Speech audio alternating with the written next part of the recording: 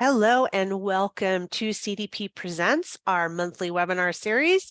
We are happy to have you all with us today, and if you've joined us before, as always, welcome back.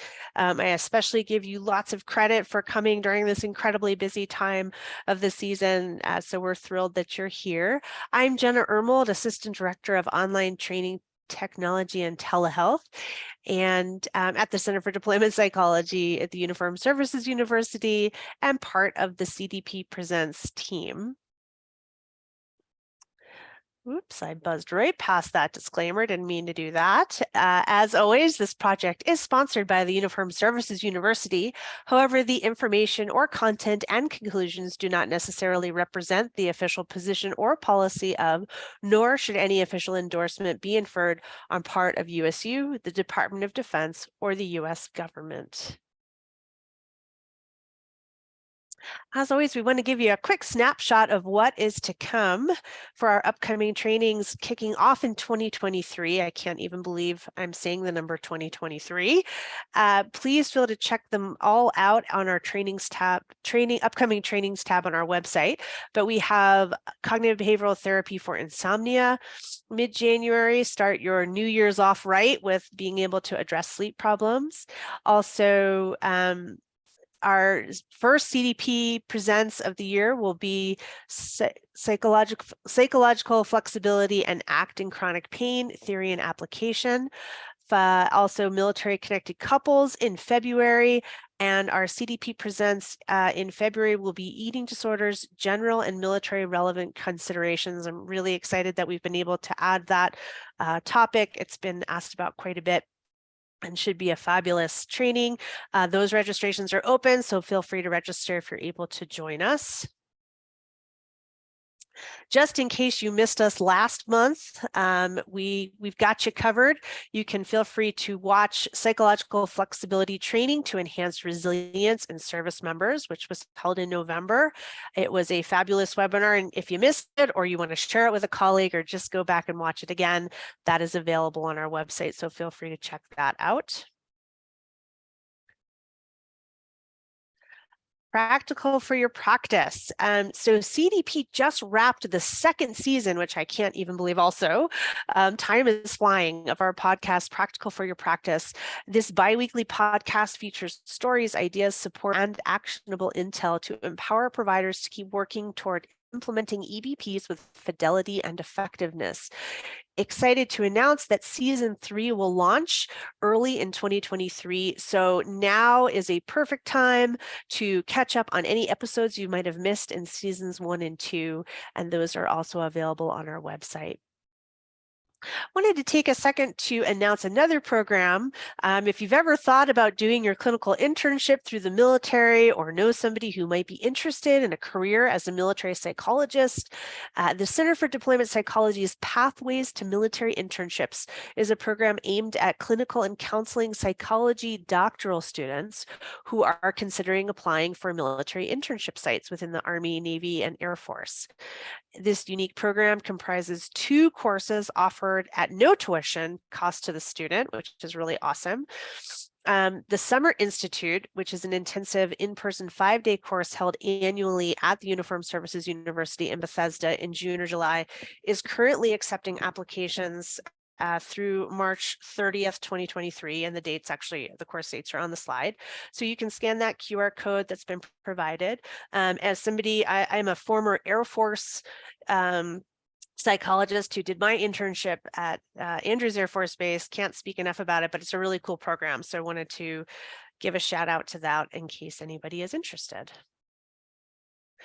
Whoopsie, I'm going too fast. And now, as always, just to enhance your experience, before I introduce our speakers, a reminder, there's some things you can do to enhance your experience. If you've entered the webinar in full screen, we recommend you click on your screen and hit escape. It just allows the features, easier use of the features.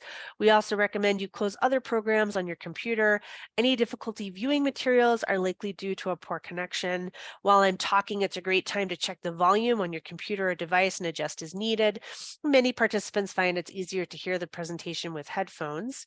Many of you have, or some of you have found the chat feature And I'm seeing the question about CEUs. Yes, this has been approved for CEUs, and you'll get information about how to complete that at the end of the webinar. But I will assuage everyone's fears that we do have our usual APA CEs for this. So, and I already did that. The chat feature, if you want to look at your blue drop down there, you'll see it'll toggle between everyone, and you can also just send a message to the host and panelists. If you can please make sure everyone is selected, that lets everyone be able to see your great comments, questions, and the like. So make sure you're using the chat. This is a great place to ask questions of our presenters, interact with each other, and also respond to any things that our presenters might ask of you. So it's a great place to put that. So feel free to use that as freely as you'd like. If you're having any technical difficulties, you can also put that in the chat, and someone from our awesome tech support team will reach out to you individually. This webinar is being recorded and will be posted to the Center for Deployment Psychology website, along with any additional materials and references. Handouts for today can be found in your CE21 My Account page under this event. Also, our fabulous Bree will probably be putting the link in, or she may have already done that. If you need the link, we'll throw that in the chat as well. At the end of the webinar, our project manager, Mr. Micah Norgard, is going to provide information and instructions on how to obtain those CEs. In order to obtain your CE credit, a reminder, you must attend the entire webinar and complete the webinar survey in CE21. We are offering American Psychological Association CE credits, which are acceptable to most state licensing boards for different mental health disciplines. So please be sure to check the requirements for your state and retain any documentation associated with the training. All right, and now it is my distinct pleasure. It always makes me very happy when we have our internal CDP presenters, and we have two fabulous presenters today, Dr. Andrea Israel and Ms. Christine Heflin.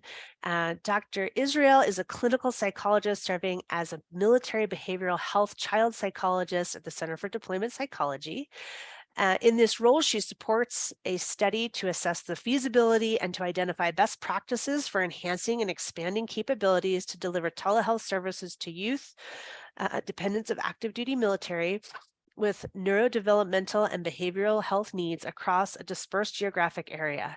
In addition, she provides evidence-based psychotherapy training. Dr. Israel graduated with her doctorate in school psychology from the University of North Carolina, Chapel Hill, and completed her postdoctoral work at Duke University Medical Center. She earned her bachelor's degree in Spanish with a minor in psychology from the University of Virginia. As I said, she is joined today by the fabulous Ms. Christine Heflin, who is a licensed clinical social worker and has been practicing since 2006. She currently serves as a military child social worker with the Center for Deployment Psychology.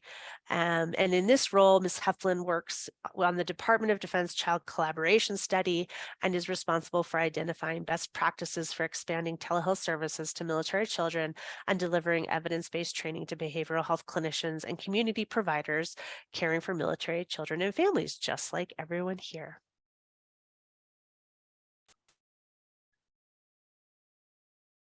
Come on, slide. There we go. And Dr. Israel and Ms. Heflin have no financial interest to disclose at this time. So without further ado, I will pass things over, and we can kick off with Dr. Israel, I believe. Hi, everybody. I'm going to go ahead and start. Christine Heflin. Sorry, I meant with Ms. Heflin, I believe. That is okay. That's okay. Thank you so much for the introduction. I appreciate everybody taking the time out today. I know you guys are pretty busy. Just to really learn about the importance of helping families navigate deployment and then also deployment stress. So we'll go ahead and get started with our learning objectives. And our learning objectives for today are really going to be evaluating the impact of deployment on family functioning, developing strategies to enhance familial relationships during the deployment cycle, and learning how to integrate resources to support military family functioning into your clinical practice with military families.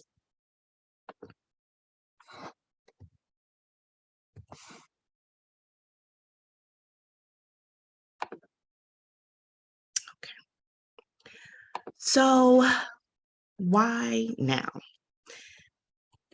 We wanted to open up this training really just having a conversation about why is it important to continue the conversation about deployment?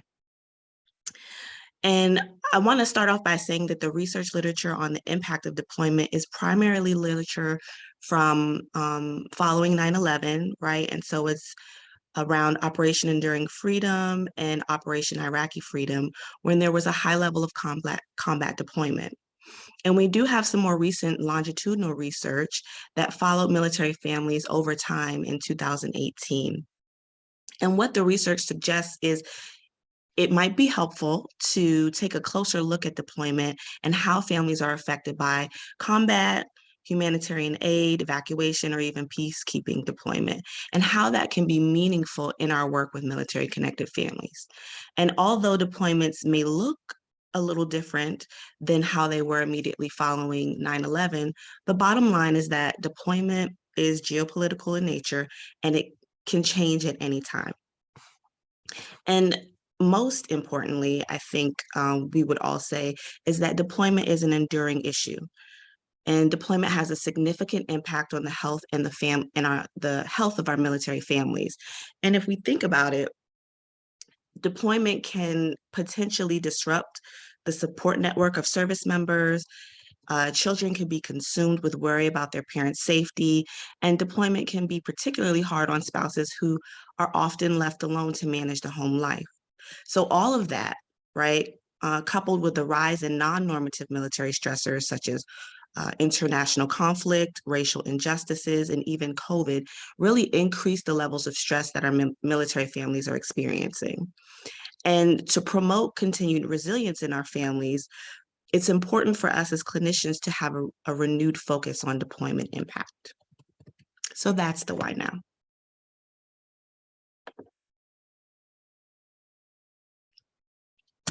So how does deployment impact the home front? So we want to talk to you all also a little bit about the emotional cycle of deployment.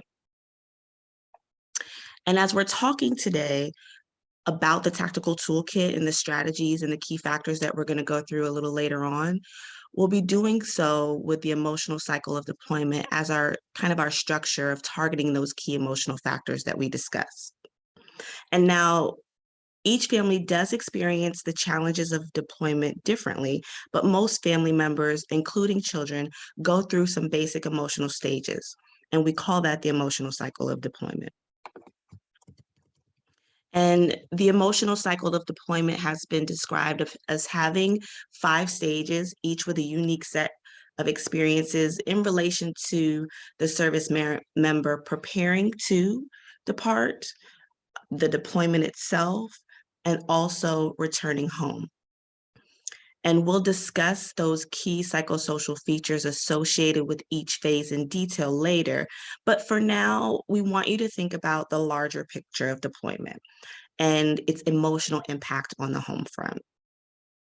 And because the cycle is inherently representative of separation, it's representative of loss and uncertainty, there is really a clear need for our families to be able to reconcile emotional distress, both our service members and our families. And part of our work with our families is really going to be to help them anticipate the emotional cycle of deployment, to help them label what they're feeling, validate that experience for them, and help them cope with their emotional experience.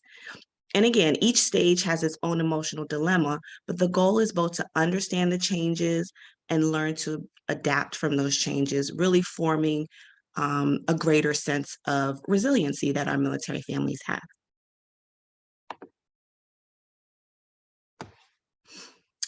So I think everyone understands that deployment can be one of the most difficult acts of service that our service members and our families go through. But why is deployment so difficult for our families and our service members, right? And so there are 2 concepts that we'll discuss to help us understand the impact of deployment on service members and their families. And the first concept we would like to highlight is ambiguous loss. And I just want to check in with the group really quickly. how many of you guys are familiar with ambiguous loss and incorporate that work into the treatment that you do with your military connected family? So go ahead and throw a Y in there if you are, and go ahead and throw a no in there if you're not really familiar.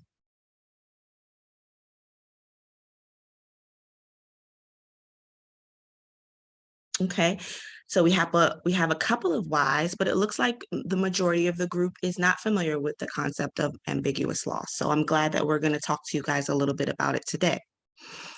So ambiguous loss theory is a concept that is really a helpful framework that you can use when you're working with your families.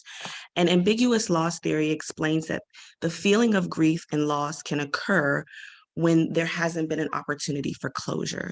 So it's that feeling of uncertainty when a service member deploys that can create this ambiguous loss.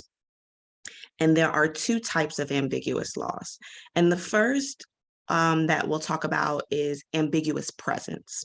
So ambiguous presence, it describes being physically present with your loved one, but psychologically absent. And if you think about the deployment cycle during pre-deployment, for example, the service member may still physically be at home with his or her family, but they may be shifting into a different mindset.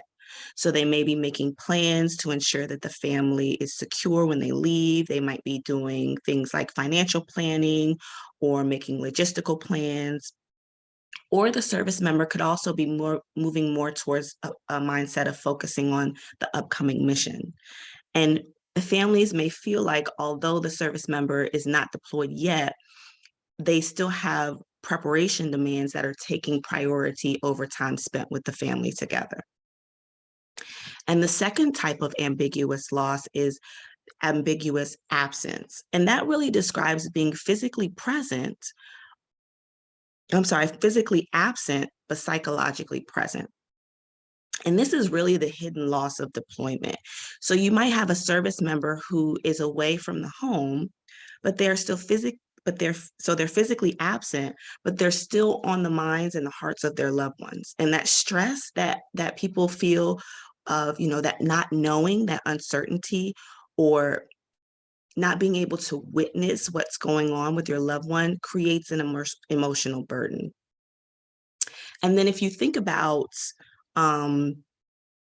reintegration into the home, ambiguous loss can also cause what's called boundary confusion. And that's described as the uncertainty of roles and responsibilities within that changed family. And so we'll talk a little bit more about what it feels like and what the experience may be that families have to navigate during reintegration or redeployment. But you may have all experienced this with the families that you work with. And oftentimes you'll hear your family members say, or the service members say that things have changed. We have changed while the service member is deployed. And so helping our families cope with deployment and the emotional cycle of deployment, it can really be helpful to explain ambiguous loss and also to explain that the framework is used to understand that uncertainty and that uncertainty within their grief that many families struggle with during the deployment cycle. And this ambiguous loss is a theory on resiliency. And what that means is that we want to work with our families, and the work will center around teaching families to really give themselves permission to experience that grief, but also encourage healthy movement towards action and coping.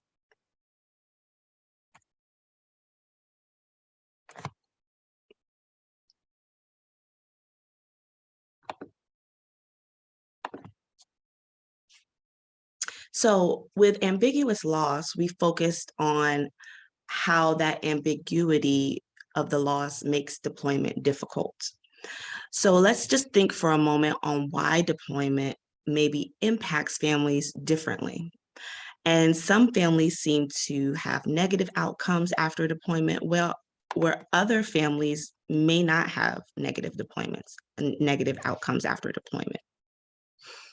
And so I want to give you guys just a quick opportunity in the chat to maybe throw in some reasons why you think deployment impacts our families differently. Why some people seemingly it seems to be a seamless transition, whereas other families may be impacted differently.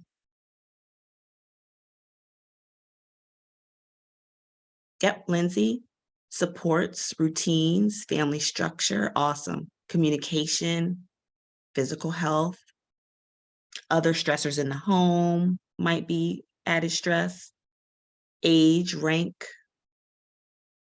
Absolutely, you guys are nailing it. Absolutely. Behavioral problems, coping skills, upbringing.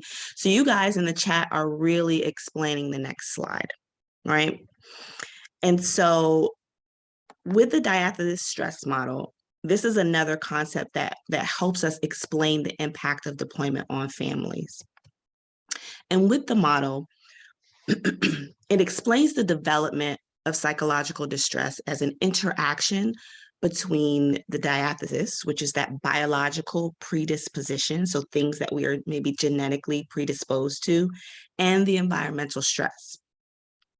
And when we're thinking about environmental stress, this could be a physical stressor, this can be emotional stressor or environmental stressor. And so the model helps us explain that how we experience a stressor like deployment and the intensity or the effects of the stressor is dependent on our individual vulnerability. And in addition to that, protective factors serve as buffers against psychological distress. And those protective factors can also include an individual's inner strengths, like some of you all mentioned. It could include feelings of confidence and capability. Someone in the chat mentioned having those effective coping skills and being able to have distress tolerance. Another person in the chat also mentioned social support and access to community resources. So you guys absolutely gave really great examples of those protective factors that help us navigate stress.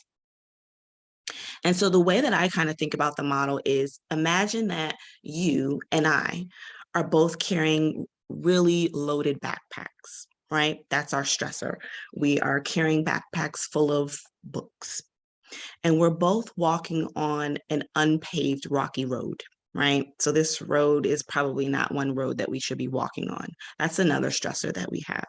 You, on the other hand, you have on great walking shoes and you have a pretty strong back. Me, I have a predisposition for a bad back. Like my back is bad. I maybe have scoliosis or I have pain in my back all the time and I have no shoes on. Our experience of walking and carrying those heavy backpacks, we're going to experience that differently. And I'm more vulnerable to maybe having negative outcomes because I don't have the same protective factors of shoes that you have. And I have a vulnerability where my back maybe isn't as strong as yours physically. And so that's how we look at this stress model. And that's kind of how we can frame, why do some families experience deployment a little bit differently? And as clinicians, the key takeaway is that's really essential to our work is that families who are experiencing deployment, we want to be able to identify early on which of those families may be most vulnerable. So some folks in the chat put, maybe there were some parental problems with behavioral problems in children. Maybe there were family stressors. Maybe there were lack of support. Maybe there was conflict in the home. And so those particular families may be more vulnerable to experiencing a deployment with negative outcomes. So we want to identify those families early on and make sure that we're able to provide additional support for those families. Okay. Did that make sense for everybody, both of those concepts?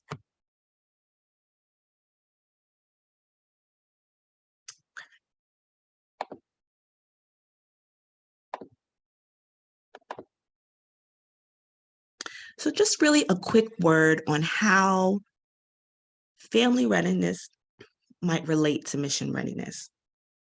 So we have our families, both our families and our service members that are really doing work that is beyond comprehension, right? The sacrifice that our families are making. And we know that deployment is associated with a complex array of emotions. We also know that it's standard for military to have a service member in a place where they also need to perform optimally. And so the military has increasingly acknowledged not just the impact of military service on families, but also the importance of family functioning on military readiness. Right. And so if you think about it, you might, just think about some of the resources, right? So we have the Family Readiness Center, for example. And so in our work again, and you'll hear me say that more and more, in our work again, we really want to be focused on how we can strengthen the family so that we are essentially strengthening that mission readiness. And just when considering the relationship between the home front readiness and the mission readiness or that operational readiness, we know that the family-related stressors impact family cohesion, and that could potentially impact the service member's ability to function, focus on the mission.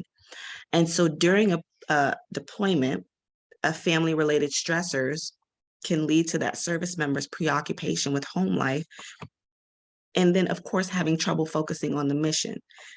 And that declined focus on the mission could really impact the performance and the quality of the mission duties. And at extreme levels, that family-related stressor could potentially interfere with the ability to remain deployed. And so, again, as clinicians, when we're thinking about deployment as a whole, we really want to use that skill set that we have to really dig into making sure that we can assess for those protective factors, really assess for families that may be more vulnerable, and then using the tools that we give you guys a little bit later on in the afternoon, really using those tools to help our service members and our children and our families experience deployment where it's not so overwhelming, it's tough and it's hard, right? But also so that they can be able to navigate through that and still have positive outcomes. All right, so I'm gonna take over from Christine here. It looks like our slide might not have fully populated as we intended, but that's just fine. So what we would usually see is a cluster here of different buckets of deployment factors that converge around an individual and follow them over time. And this can be conceptualized as a risk factor caravan. That literally what we're trying to do is we're trying to communicate the idea that we know deployment is considered the most stressful of the normative military stressors. We have these theories around why it's stressful and what conceptually what might be going on, but we have a lot of actual data around individual factors, deployment characteristics, parental functioning, and family factors that really contribute to differentiation of whether or not someone responds with a fair amount of resiliency or whether they really struggle with deployment in the moment and over time. So these dynamic interactions can be difficult to tease out sometimes in the research, but we do have a sense of the fact that they relate to these different buckets, these different concepts of what could contribute. One of the things that we like to think about for youth in particular, if the individual are in the middle of this cluster, is that they are also in the process of developing, and there's sort of another layer of vulnerability there. We know from lots of research on stress and trauma that in the face of too much stress and trauma that can't be resolved, we can actually see disruption in the developmental process. And in that situation, that disruption, if not resolved, can not just impact development in that moment in time, but kind of carry with the individual and create a cascade of difficulties over time. So this is another way of saying that we want to really pay attention to deployment, pay attention to those things that we think could potentially contribute to disruption and outcomes, and attend to them with different strategies. So the next few slides is going to go into a few more findings from the research literature about why maybe some people have better outcomes than others. And then we're going to pivot into those things that support folks who experience these stressors, because we really want to start building the idea of, well, then if these are challenges, how do we support resiliency? And as I go through the next few slides, I think you're going to start to see even more how ambiguous loss theory and diathesis stress really contribute to some of these concepts. So from a deployment characteristics standpoint, we know again and again that combat deployments are really uniquely contributory to declines in child psychosocial functioning. And a lot of this relates to the fact that a combat deployment exposes the service member to psychological and psychosocial challenges, but potentially they may come home with physical challenges as well. And if you think of it from an ambiguous loss theory, sometimes they come home and they're there, but not really fully there in the same kind of way. So that's a lot of what we see happening around this particular finding. In a very related kind of way, we know that combat's not the only place that someone could experience trauma. Traumatic events can happen in the course of daily life or work, but there might be a higher potential of experiencing different kinds of traumatic events during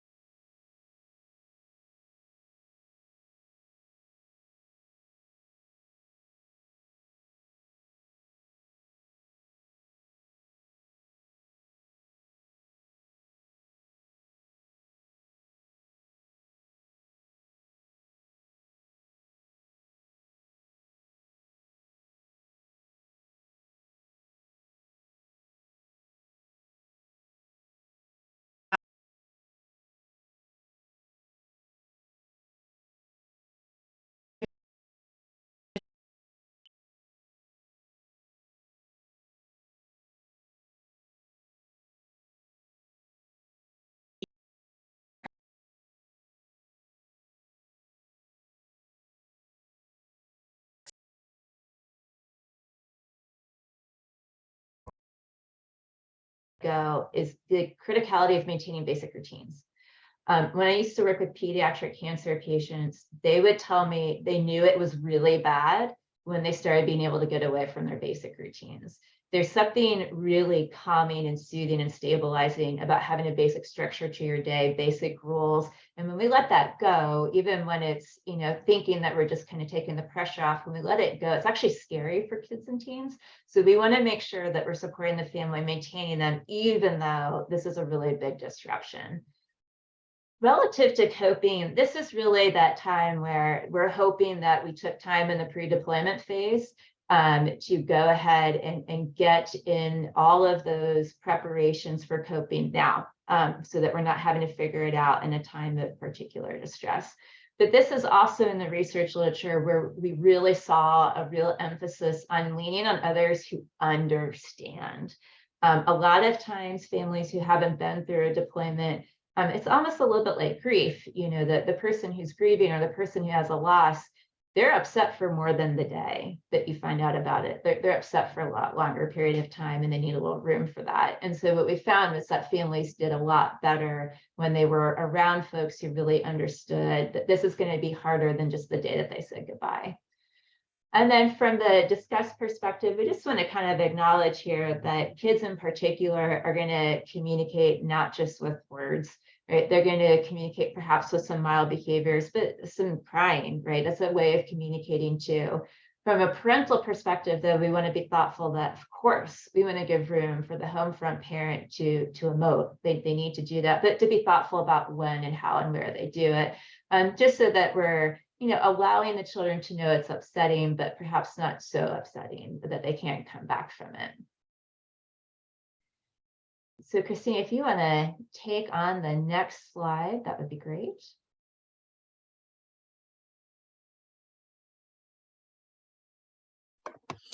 All right, so even though we know, families are at an increased vulnerability during deployment, during the sustainment stage, we really find that the families and the service members are really learning to balance this new normal for them, right? So there might be an increased sense of confidence on both sides, even with new responsibilities, setting new rituals and new norms for the family.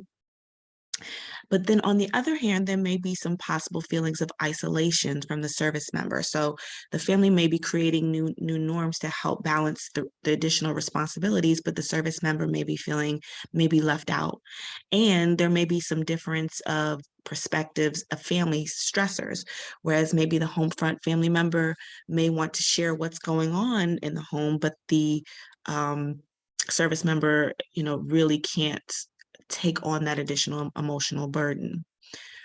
And so that is the sustainment phase. Great. And I'm going to go ahead and ask Micah to put up the third poll. And we have a really great question in the chat. And Chelsea, if it's okay with you, I'm going to address that as part of our next part of the tactical toolkit, because it's spot on.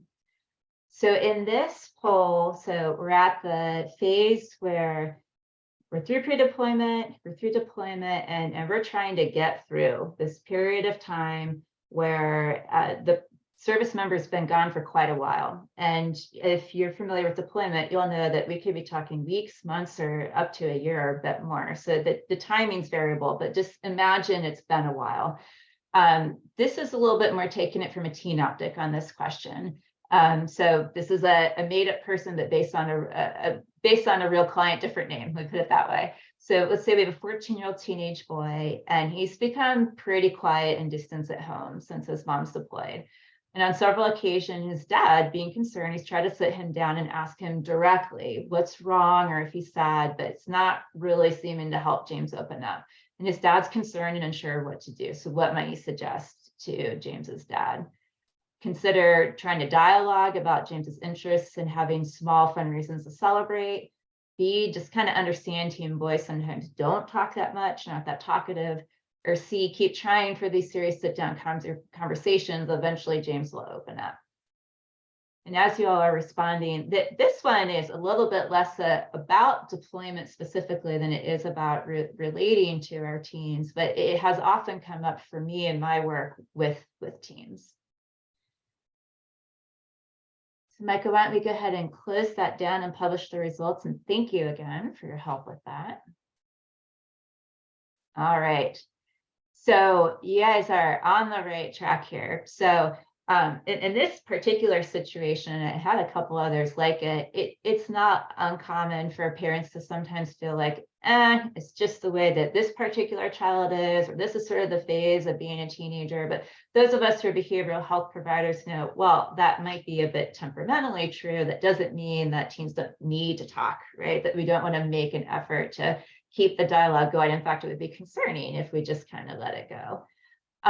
Relative to C, this was the approach that this parent was taking because he really wanted to make sure that his child knew he noticed and he cared. It came from the right place whatsoever. In this situation, it wasn't really working. It will sometimes. So there's nothing inherently wrong about C. It just hadn't necessarily worked so far. So A, the idea here is, well, let's just get him talking. Let's just relate. Let's just leverage the idea that if we're able to communicate and dialogue, that we'll create opportunity eventually for this teen to open up if or when he wants to, but we won't at least have accidentally shut the door. Yeah, we had an idea that you could potentially share, the parent could share, not overshare. I appreciate that point about the distress over mom being gone.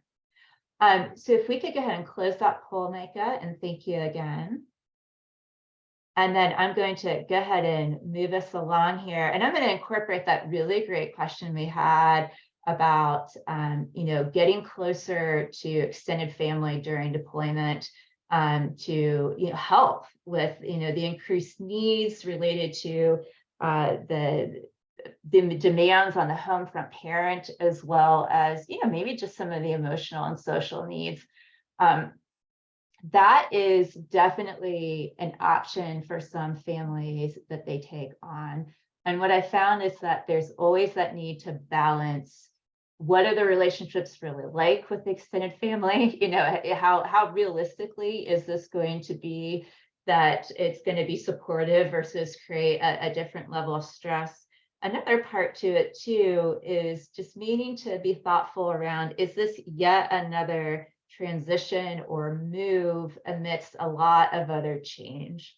And so what I found is that there's not an easy, yes, this is a good idea, or no, it's not. It really takes being thoughtful around, well, how new or different would this be for this family, and how easy would it be to adjust, and what kind and level of support is really going to be found by making that transition or move.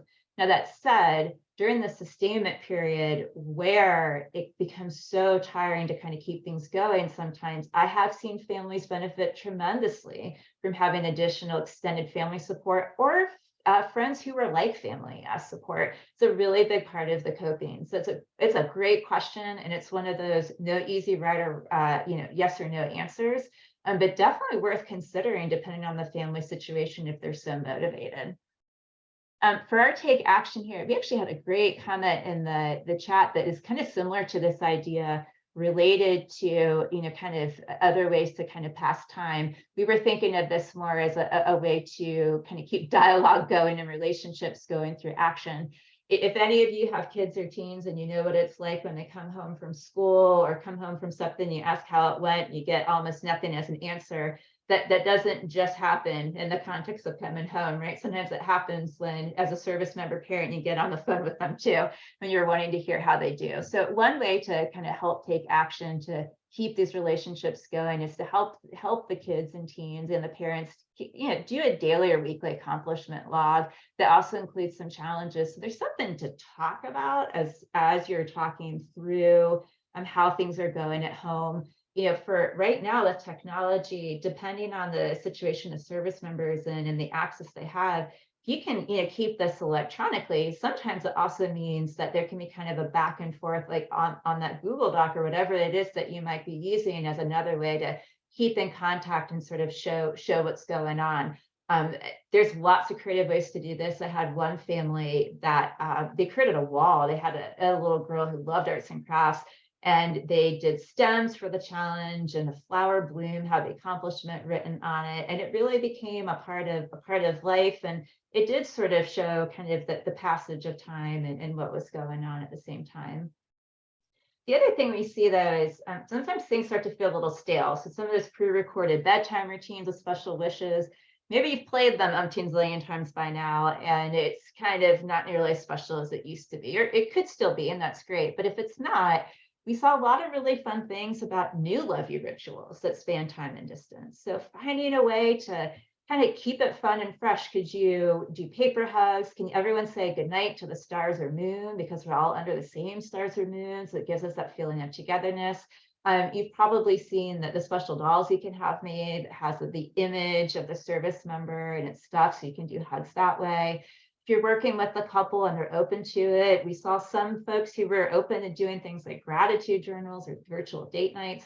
But the idea here is to really check in on how connected are you feeling to this person, and not to just be satisfied with not very connected, and to be really encouraging around getting creative, because there actually are new and different things you could do. If you are starting to see folks needing to have some other ideas around coping, we just wanted to give a nod towards the fact that there's a lot of really good stuff out there. A lot of it came out during the pandemic, shortly before or after, and is sometimes based on ACT, but basically not to just stick to the same coping plan you had in place, and leveraging the other ones that maybe you really like to go to and turn to, just to kind of keep things fresh and to make sure that we're keeping on with how folks are doing. Now, the good news is that by this point in the deployment cycle and sustainment, a lot of folks are really doing pretty well. They've kind of found a new rhythm and they're managing pretty well. But we don't want to, again, presume. We want to make sure that we check in. And we already kind of hit the D in our slide. But I did want to just kind of mention that we have talked a lot about how important it is for families to connect with other military families or people who really get it. Interestingly, although it's probably true throughout the deployment cycle, we did find a few things that suggested during sustainment, it's especially helpful for military kids and teens to talk with other military peers. It might just be being able to really relate to what this experience is like, but I don't want to make it sound like it's targeted only to this particular period. So Christina, I will pass the mic back to you. Awesome, thank you.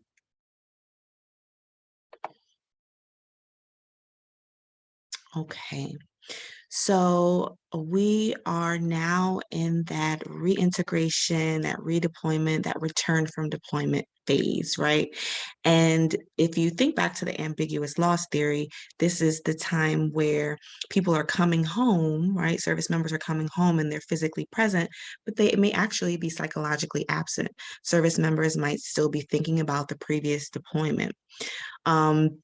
Prior to the reintegration, we might find these feelings of increased anticipation or excitement, or maybe feeling a bit overwhelmed or worried because we know that things have potentially changed in our home. And this is a really critical time for our family members and our service members during the emotional cycle of deployment. So we're going to talk a little bit more about what we as clinicians can do to help navigate this stage. Awesome. So as Micah is pulling up the next poll 4, I'm going to set the stage a little bit more for what we're going to talk about in redeployment. We're going to kind of combine that period where you find out that the service members coming home and kind of the excitement leading up to it, or sometimes trepidation, and those early days and weeks when the service member is in fact back home. So we're going to talk right now in this poll question about the idea that there's a service member who returned home, but it's been 3 days and they're reporting to you things feel a bit awkward at times. I've had this happen with a lot of service members I worked with. What might you consider saying to the service member to kind of help normalize this experience? This is, again, one of those ones where our answers are real things that I've heard from family members who are going through this. So this gives us a little insight into what might be some of the worries. A, children can outgrow their need for a parent during deployment. B, you might say, don't panic. It's going to take time to establish a new normal. Or C, it's common to need to kind of force encounters just to get things moving again, kind of break the ice.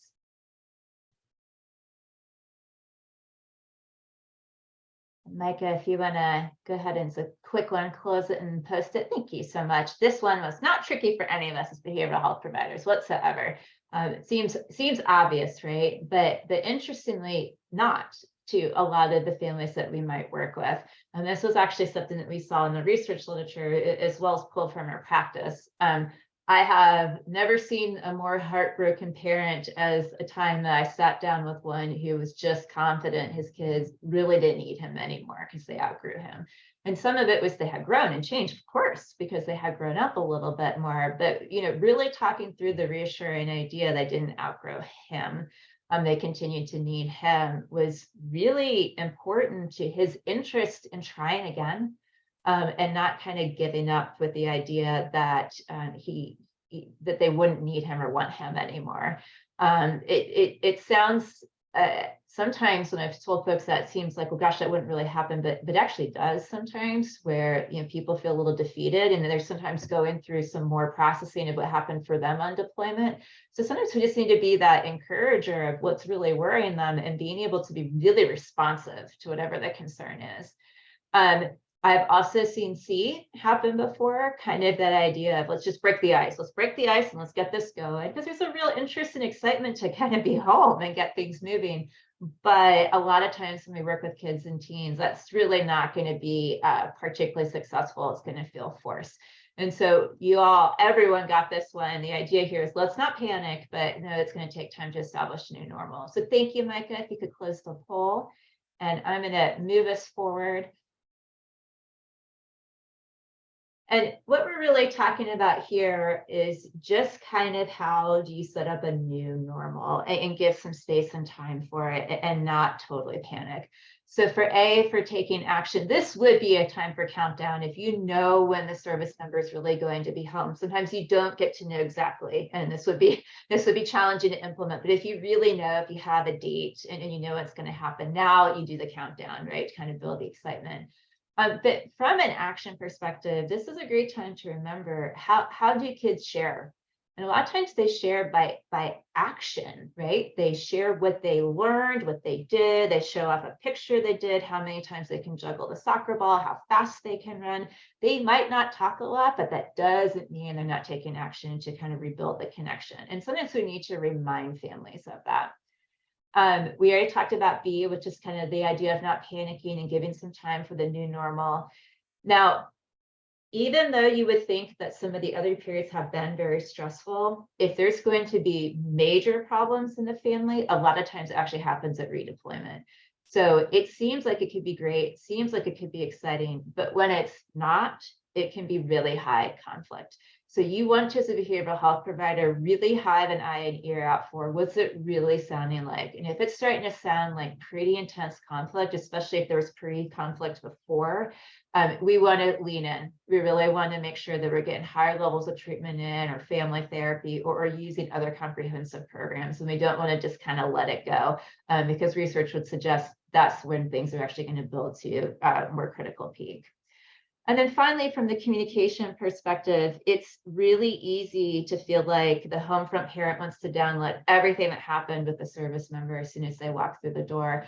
But the truth of the matter is that's overwhelming, right? It's just too much to do. So just focus on the big changes to the family and the kids first, big developmental gains, big new rules, big new tasks or experiences, and just more make time to reconnect emotionally and let some of those other details come along. So Christine, back to you.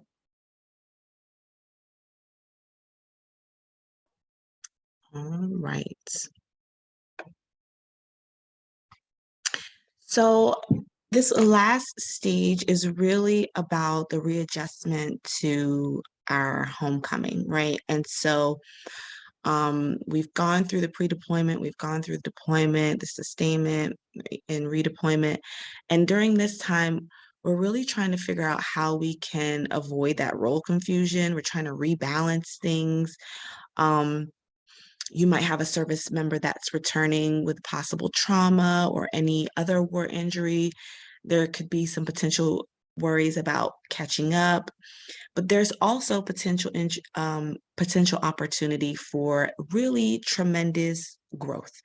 And as much as it can be stressful, this is an opportunity for families to come together and potentially learn and grow and enhance that family readiness. Great. So one last poll question here. All right. So in this one, we're let's call it a few weeks or even a couple of months after redeployment, post-deployment phase, and the Smith children are talking about their different experiences during the active deployment cycle phase. And at times they make statements like, "You just don't understand what it was like for me."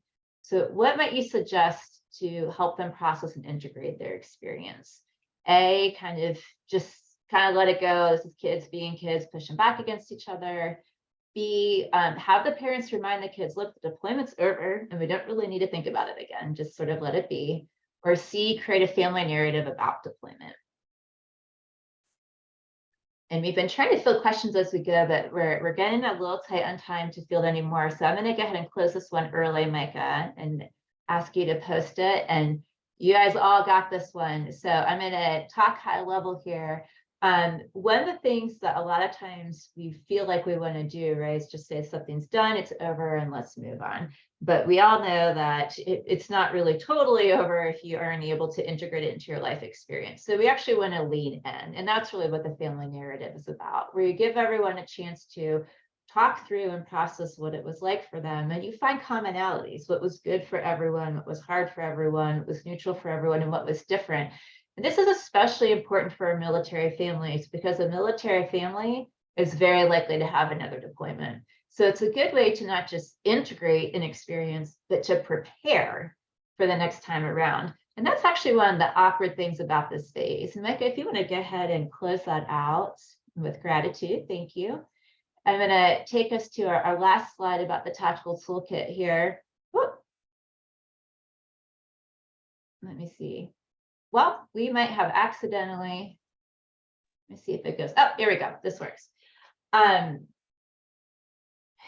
Post-deployment for some families is almost like pre-deployment, depending on when the next deployment is going to be. We don't hope that they're going to be preparing to just go out the door again, but sometimes they are preparing to go out the door again. For some families, they will be quite a while before there's another deployment. So this phase is really about taking the time to give people time to grow and extend, to really feel good about being together and anchoring in their time together, building relationships and bonds and communication. But it's also about learning from what we had happen so that we are preparing already for the next period of separation. Because even if it's not deployment, there's a very good chance that this family is going to experience separation through a TDY or TAD, right? So we want to make sure that we are learning and growing constantly about how to do this better. And as we're wrapping up, and I'm going to see if there's any questions, there's one more thing that I want to remind folks of that we didn't put on here, and that is a critical part of the tactical toolkit. And I realize this is going to sound really corny, but I do mean it sincerely. You. So the behavioral health provider or other provider who is willing to come alongside a military family, who's willing to say, I understand these terms, I have a sense of what this might be like, but how's it going? He has targeted strategies that we know can help build resilience, and who's willing to adapt them to someone's real life experience, that's irreplaceable. And the feeling of not being alone and having someone alongside you, that is the most important part of being able to be successful and resilient throughout the deployment cycle. So we want to really thank you for being here, but we want to thank you more for your work that you do on a daily basis and how you come alongside these families. And I'm keeping an eye out if there's any more questions in the chat. Dr. Ermel, I wasn't sure if maybe you picked up on any that I hadn't, which is very possible. Yeah, actually, I have not, but what I was going to say is if anyone has questions, you can still put them in the chat. And I believe that Dr. Israel and Ms. Heflin would also be okay with follow-up questions via email. And if you're not, well, now I've outed you and you have to say yes. But maybe if you can throw your emails in the chat if there's any follow-up questions. We love to be accessible and available because we do actually need to turn things over to Mr. Norgard to give us our CE info so that those of you who need to run can go.